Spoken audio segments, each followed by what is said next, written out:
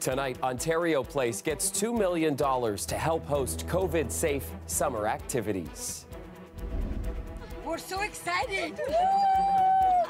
We finally can get out!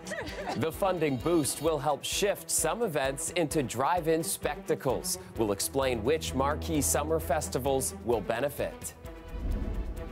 We're not 100% ready to open the inside. The rush to get ready. This Friday, 7 new regions in Ontario are set to allow things like indoor dining as stage 3 of reopening widens. And the Blue Jays, banned from playing in Toronto this summer, pitched new ideas today for their temporary home turf. Good evening, I'm Chris Glover. A $2 million investment at Ontario Place is paving the way for some innovative entertainment. The money will help drive-in events take place throughout the summer. Natalie Nanowski is live at Ontario Place tonight. And Natalie, a drive-in film festival is kicking off there tonight, but we now know one of Toronto's biggest festivals of the year will also be there later this summer. Right, Chris. This summer is really all about drive-ins, and the big one that you're talking about is going to be the Toronto International Film Festival.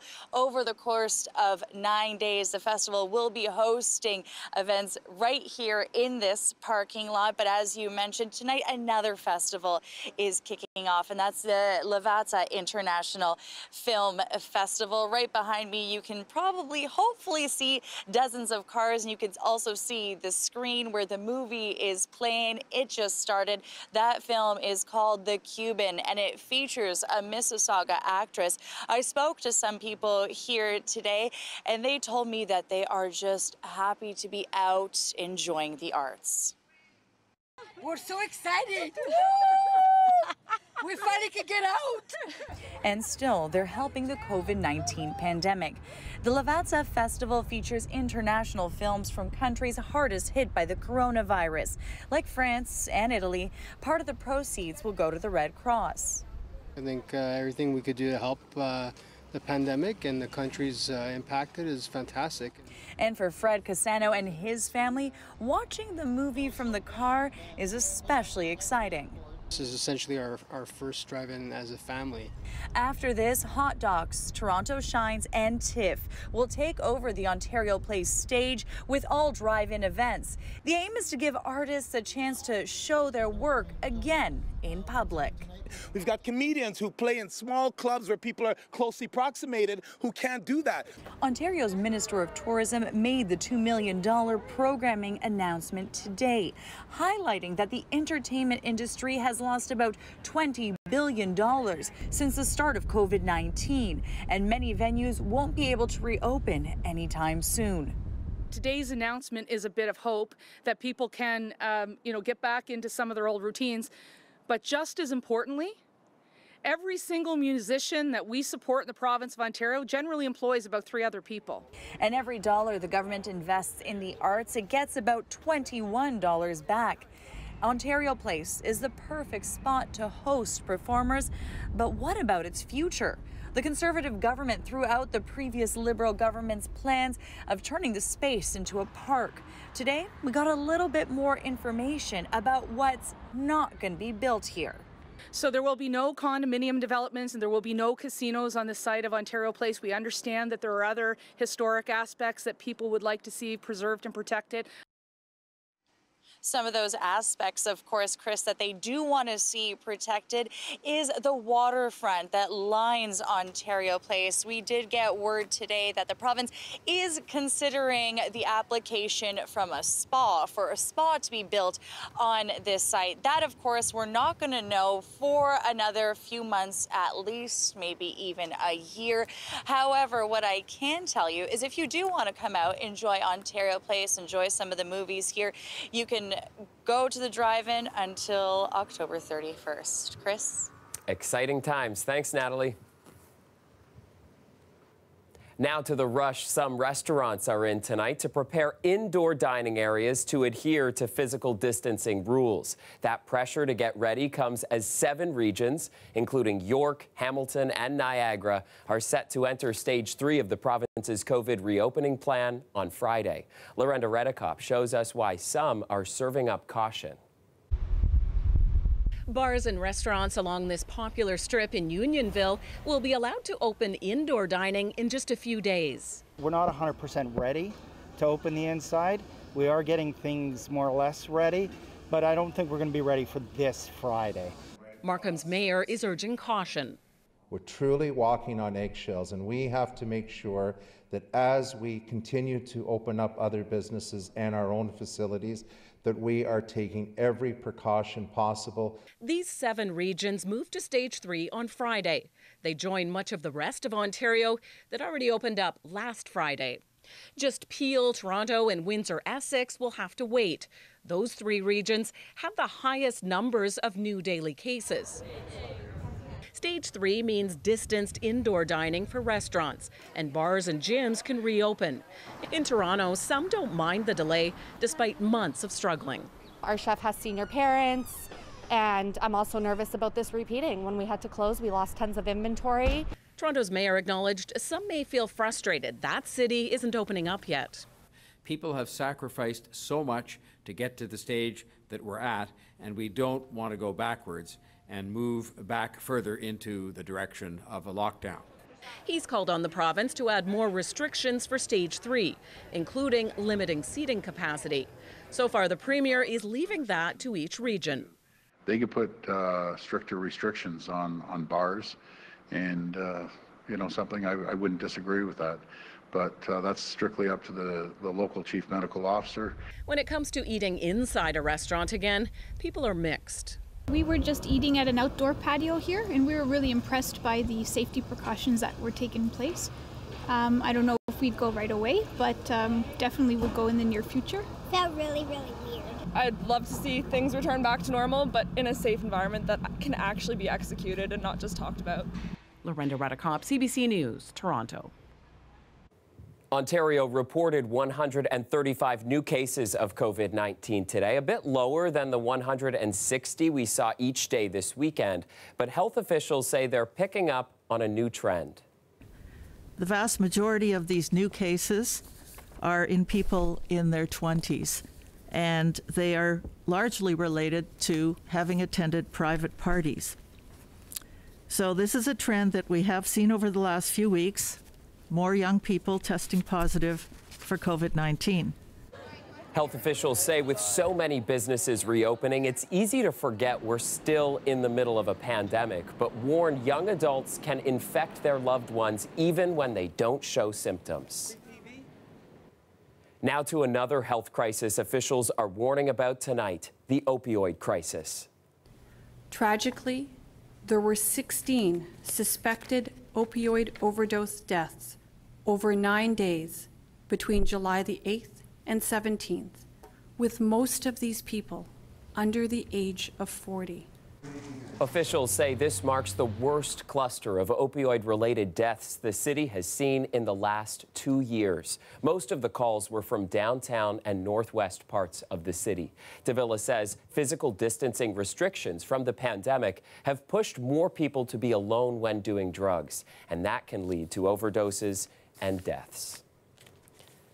Next up, a worrying trend to tell you about with gun violence in Toronto. The city is on track to beat last year's record-breaking number of shootings. And as Angelina King reports, the latest one happened just today. The latest shooting happened at about 9:30 this morning when a man was driving on the 401. Another vehicle pulled up beside him and someone opened fire. Police say the victim, who is suffering non-life-threatening injuries, was able to pull over and call police without crashing. Officers still looking for suspects in the 245th shooting of the year. This has been trending this way for the whole of this year, even prior to COVID. Anti-gun violence advocate Louis March says the growing numbers aren't surprising, but the lack of preparation from police and politicians is. Not only acknowledging it, but also anticipating it, because this is normally what happens in the summer in Toronto. The city is on track to potentially beat last year's record-breaking number of shootings, nearly 500, which killed 44 people. So far this year, there have been nearly 250 shootings and 24 deaths. At this time last year, 216 shootings and 18 deaths. Well, it makes me sad first, and then frustrated. the city is terrified. The shootings are becoming more brazen. Former gang member Marcel Wilson started an organization to help develop social programs and decrease extreme violence. He says groups need more support from governments and the public because right now gun violence isn't decreasing, especially in the summer. The blocks get hotter, you know, people get more anxious. If there was more support mechanisms in place, I think we'd be able to better prepare. Plus, he says the pandemic isn't helping, with people more isolated and services not as available. Without school and without, you know, after school, after our drop-in centers and whatnot, that for sure those kids that we sort of had on the cusp or that were right there on the gap, that we could lose those kids. In a statement over the weekend, Mayor John Tory said the level of gun violence in the city is unacceptable and deeply concerning. He vowed to continue to address root causes and invest in programs, saying all levels of government needs to be involved. But some advocates say they've heard all that before and they want to see some concrete changes. Angelina King, CBC News, Toronto. And Toronto police have made an arrest in the murder of a man shot outside the Scarborough Town Centre earlier this month. 21-year-old Tristana Christian was arrested on Saturday and charged with first-degree murder. Detectives say they got her as she was trying to enter the United States. Police have also issued a warrant for Shaquille Jamil Small for first-degree murder. Jordan Marcel was killed in the afternoon shooting on July 10th outside the Scarborough Mall, and he was just 26 years old. The Toronto Blue Jays are scouting out a temporary home turf. The team struck out this weekend as the federal government said the plan to play at Rogers Centre was too risky with so much travel to the United States amid the pandemic. Greg Ross gets us up to speed on where the Jays may play home games as the season is set to start in just 3 days. It's very possible the Blue Jays could be forced to play their home games this year out of one of their minor league facilities in either Buffalo or Dunedin, Florida. The most likely there would be Buffalo. But there are a number of obstacles that would need to be ironed out to make the stadium in Buffalo Major League ready. They don't have a replay system in place. Their bullpen phones, what's the state of their operational deal? Their lighting system, Mark Shapiro told us the other day, is not up to par. And that's why Blue Jays GM Ross Atkins says that option is not at the top of their list. All things being equal, we would much rather be in a major league facility. Obviously, playing here at the Rogers Centre was their first choice, but now that it's off the table, they've been reaching out to other teams about possibly sharing a ballpark. Atkins wouldn't say which teams, but rumors have surfaced that the Pittsburgh Pirates are one of them. I think Pittsburgh's still very much one. The number of conflicts, very few. There is a relationship with the Pirates organization, and Pittsburgh is a very good facility that when the Pirates are away, the Blue Jays can slide in and use. It's a ready-made facility that can be plug and play. But even a major league facility would have to meet a number of criteria in order for the Jays to comfortably move in. We have health and safety as a priority, so with social distancing, sharing a facility, making sure that we're being safe as an organization and in no way compromising another organization. Those are the things that need to be worked through.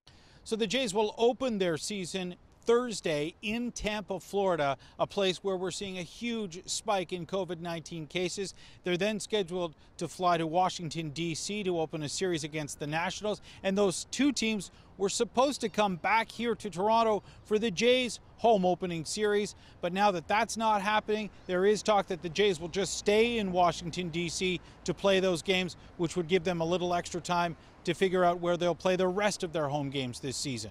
Greg Ross, CBC News, Toronto.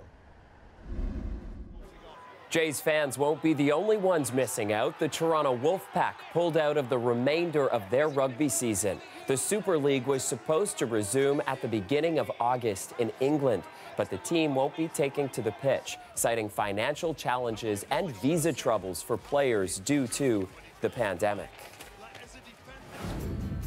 Still ahead tonight, COVID kiboshed an American couple's anniversary trip to Toronto. Coming up, how they brought Toronto to their home, and you won't want to miss the virtual tour our Ali Chiasson gave the would-be visitors. talked about Casa Loma, so I made this big blanket fort. And then inside I strung up lights, and I bought celebrity face cutouts, like taped them on the inside so it looked like we were hanging out with Canadian movie stars.